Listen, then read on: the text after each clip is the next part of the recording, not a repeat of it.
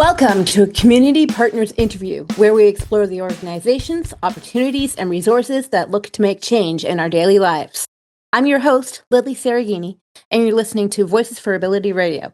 All abilities, all the time.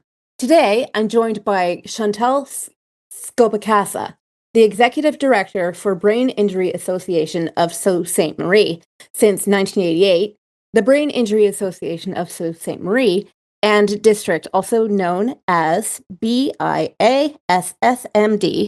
has been helping survivors and their families who have gone through and dealt with acquired brain injuries, also known as ABIs. Founded by a survivor, BIASSMD is a charitable nonprofit organization that provides free services and resources to survivors of ABIs and their families and friends. Operated by a group of dedicated professionals and volunteers, many of whom have personal knowledge and firsthand experience with ABIs.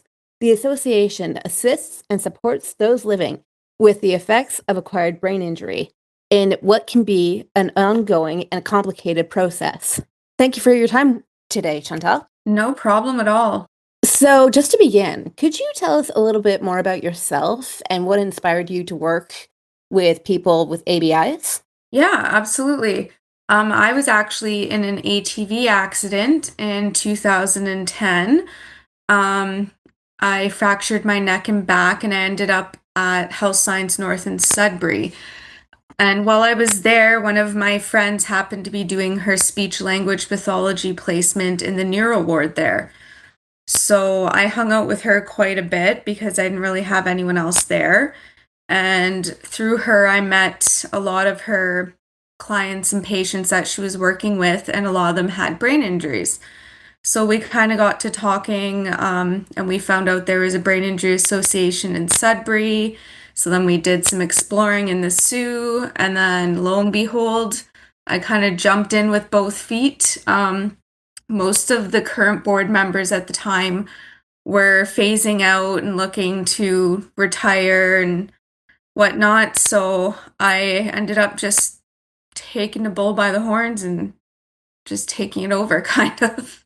Very ambitious. That's commendable. Thank you. Yeah, it's very rewarding. I do enjoy it. I saw on your website that you have a number of support groups at your association. So can you tell us a little bit more about those support groups and what they do? Yeah, I run 2 monthly support groups mainly. I do a monthly coffee social. So that's usually the first Thursday of the month from 1 to 3 p.m. So that the coffee social is more, well, like it sounds, a coffee social. It's an open floor. Everyone can talk, ask questions. There's not usually like a presentation or certain topic. It's just more like a social outing. So those are run from 1 to 3, as I said, at the John Rhodes Community Center here in Sault Ste. Marie. And then I do survivor support groups, and those are usually the third Thursday of every month. And those are ran 6 to 7:30 or 8 p.m., depending on if we're doing an activity or if there's a presenter or a certain topic. So for those, I ask the attendees what kind of information they are interested in learning more about. And then I try and get some presenters based on that. A lot of times it's stress management, mental health, RDSP, like the disability support or disability savings plan, disability tax credit, any government programs. Sometimes they want nutrition, meal planning. It's just whatever they want. So I do get presenters and sometimes for those ones. So those ones are a little bit more structured. And then I'd say about quarterly, I try and do a survivor outing as well. Usually it's bowling, but every year in December, we do a holiday bus light tour where I rent a city bus. And then I go drive around town and see where the nicest lit up houses are and make a map. And then we go around on the bus and see all the wonderfully decorated houses. we do a holiday bus light tour once a year. I just bring everyone around. It's again a social outing. They have to sign up because there's obviously limited seats on the bus. And we get some Tim Hortons sponsored usually for everyone to enjoy during our bus ride. And yeah, That's really cool. those are basically the outings and the meetings that we do. There's a lot of in-person activity for sure. In the online realm, though, I also saw on your website that you offer online caregiver conservations. What are those groups about? Yeah, so so caregivers they're allowed to come to the survivor support group meetings. They do sometimes, not often, because a lot of times it's just a nice kind of, I don't want to say break for them, but break for them. So sometimes they just contact me separately, but they are welcome to come to the meetings. And a lot of times if they do come, especially if they're new to taking care of a loved one with a brain injury, it really just helps them open their eyes and see like, wow, it's not just my loved one who's really struggling with this.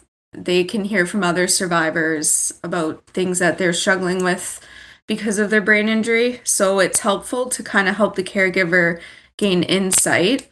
But what you're seeing online is the caregiver, it's ran through the Ontario Brain Injury Association. It's a whole website just for caregivers, and it offers like education modules that you can go through at your own pace just to help you gain insight and learn more about the challenges of caregiving and how to take care of yourself while you're taking care of your loved one. That's excellent. That's excellent because I mean, caretaker, mental health upkeep is paramount. That's very important because like how can we keep going, that kind of thing. Yeah, a lot of times they just throw themselves right in, especially if it's like one of their kids, right? Because Oh, absolutely. that's second nature.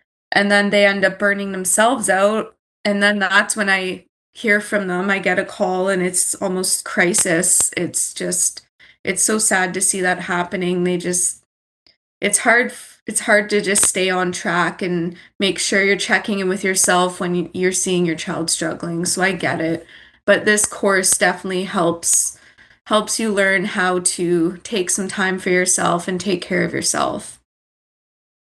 I saw too, like getting a little more expansive here, it seems more like a community thing. Can you tell me a bit about your association services and your community outreach? Yeah, so I go to any local community events that I can. So for example, we have Soya here that's saving our young adults. So that is saving our young adults from drug addiction, essentially. Um, and a someone who overdoses from drug use is sustaining a brain injury because your brain goes without oxygen. So a lot of the crowd that goes to those events unknowingly are walking around with brain injuries. So I usually have an info table there and I'll do a presentation on anoxic brain injury and kind of just like the ABCs and basics of brain injury. Or if we do like a Safe Kids kind of summer programming through social services. It's like a block party, and I'll put a table there, and that table I'll just talk about the importance of helmets and when to seek medical attention if you fall and hit your head or hit your head during a sport or whatnot. And I have information for parents. So yeah, any like community event I try and have a table at. Otherwise, I have been running the association out of my home for almost 15 years now. So people will call or email me, and I just have two giant bookshelves full of like information and education and handouts. So I will make packages or email, if they use email them information on whatever they're calling about, whether it's their own experience or their loved one's experience. And I also do workplace staff training for anywhere that might get a lot more of the population who have either diagnosed or undiagnosed brain injuries. So like legal clinics, methadone clinics, anywhere that calls me, really. Impressive, my goodness. Yeah, I try and offer what I can. I do the best I can out of my home. I know it'd be easier if we had a brick and mortar location that someone could kind of associate with the Brain Injury Association and like maybe go in and browse through pamphlets or talk to someone. But doing the best I can out of my house. Sounds like you're doing a good job. My gosh. So I don't know whether this is a summer thing. It looks like a summer thing. Can you tell me what borrowing a tent is about? Yeah, actually, I just got a tent returned that someone had borrowed. It can be year round, really, but it seems to be typically in the summer. Anyone in the community who might need a tent for an event. So it's like one of those big 12 by 12 foldable tents, the sunshade kind of ones. And we board it out for a donation. So they can use it at whatever outing they have, whether it's a birthday party for one of their kids or a community event, whatever it is, they can borrow it and I'll go drop it off to them and then I'll go pick it up after. Oh, fun. I mean, it is very important to get out in nature. And with a tent that big, you'd be able to do it with, quite a big group or with your family, that kind of thing. Absolutely. Yeah. We do a golf tournament every year too. This will be our third year doing it. So we do that to try and raise funds. And then every year there's one golf team of survivors that is sponsored to golf in the tournament. So that's always a fun time too. For sure. I just wanted to know, are there any restrictions to your services, such as age? If you come in with a caregiver, can you only come in with family members, that sort of thing? Not really. I would say for support groups and like the coffee socials, I only work with adults. But if I have someone, a caregiver, call me and they have a child experience brain injury, I do have some resources and supports I can still offer. And as for if a survivor comes with a caregiver, it can be their worker, it can be their spouse, it can be their mom, it can be whoever or friend, whatever it is. Um, I'm pretty open as long as I try and keep the barriers down because I don't want people to hesitate to access services. Good, absolutely. I mean, the more inclusive, the better. Absolutely. Yeah. So now, without using any names, because we value confidentiality, but can you tell me a success story that come out of your company? Yes, there was an individual who came to me in I think it was about 2013 or 2014. They were just under a year post injury, a motor vehicle accident, and sustained a moderate traumatic brain injury. So prior to their motor vehicle accident, they were independent, living by themselves, had a spouse, working full time. They were able to do everything. And then once they were discharged from the hospital, they quickly realized they were unable to live independently anymore. As this often does, unfortunately, happen post brain injuries, their spouse left them. It was just a really, really hard time for the individual. And they ended up moving back in with their parents and they were in their 40s, so it was very difficult for them. They were struggling a lot with mental health, aphasia, memory, sleeping. They were feeling really down on themselves, negative talking themselves all the time, to the point where their parents were getting quite upset because they would hear what the individual was saying about themselves, and kind of scold them. So I worked with the individual to try and walk them through the phases of brain injury, I guess. So after you're injured, you're gonna mourn your old self. You're gonna miss who you were before because everything changes. But that doesn't mean that you can't be someone still. You can still be you. It might just look a little bit different.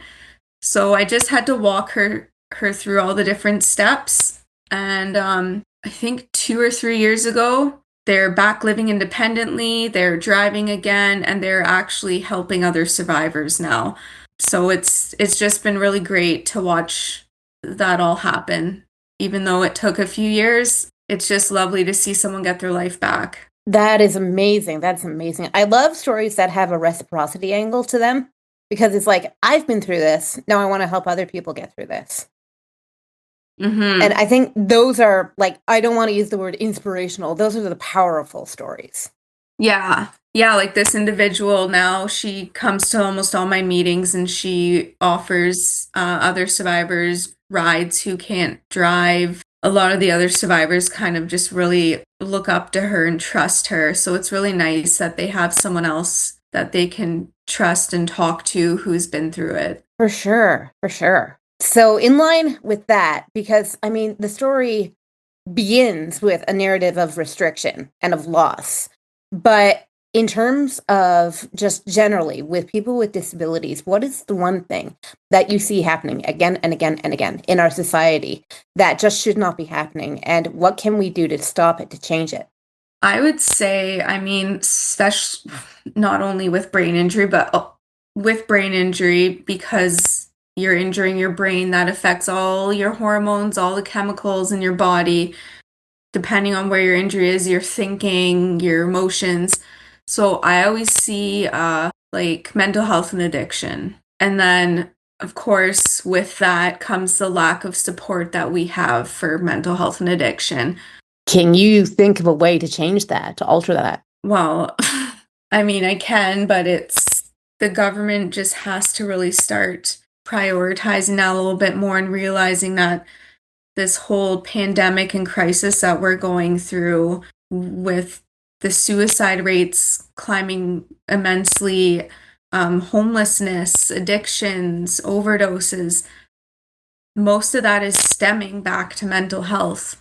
Whether these people are struggling from past traumas, undiagnosed psychiatric disorders, whatever it is, we really need to put more money into facilitating more programs and more clinics for people to go access help For sure. without wait lists. There's always wait lists. That's another thing. Like right now in Sault Ste. Marie, the wait list for housing is 14 years for subsidized housing. Like, how is that's just unattainable. Mm-hmm. Absolutely. And I mean, by that time, I don't want to say it's too late, but to a degree, for some people, it might be too late. Well, yeah, you can only couch surf or surf shelters for so long. Yeah. But and then even like any we do have a couple local like detox centers. But again, there's limited beds and there's wait lists. No, it's a systemic issue of not having enough resources going into the proper channels. Exactly. Yeah. And government funded, because a lot of times people who have any sort of disability they're struggling financially. I mean, everyone's struggling financially right now, but I can't even, I don't know how some of my clients are living right now. For sure. On a happier note, are there any events coming up for your association? You told me about the golf tournament, but is there anything else on the horizon this summer?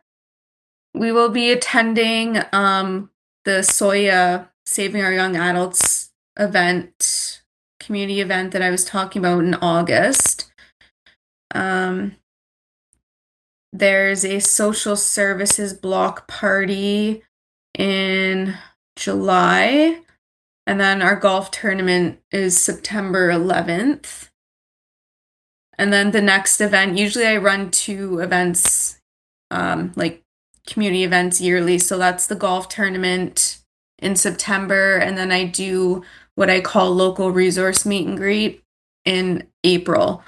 Um, so for that, I try and get all local resources that help people affected by brain injury, whether it's survivors or caregivers, and try and get them all in one room, in a big conference room.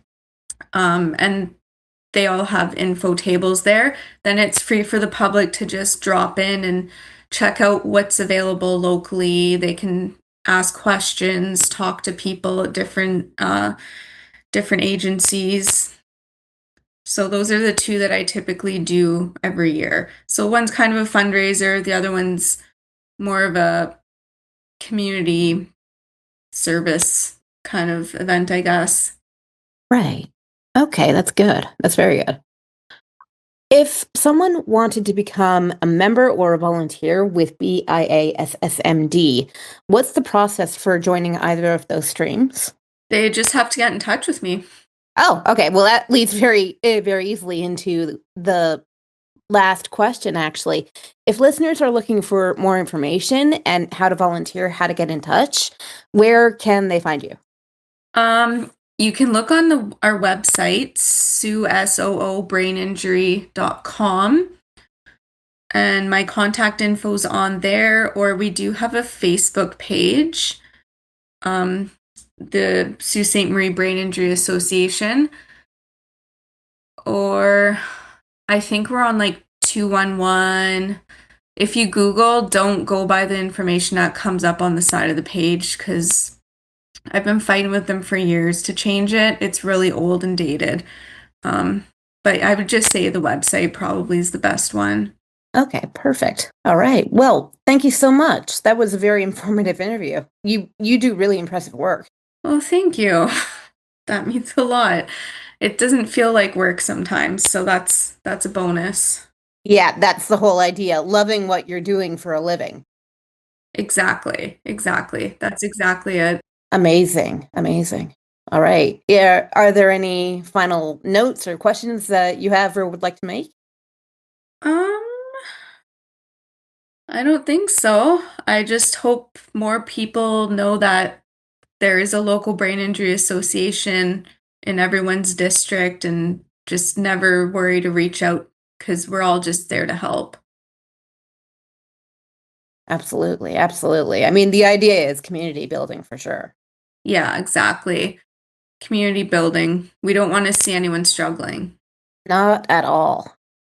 All right. Well, that is all the time we have today. Thank you so much, Chantal. Thank you for having me. You've been listening to V4A, All Abilities All the Time. I'm your host, Lilly Cereghini. And remember, stick together because we are in this together.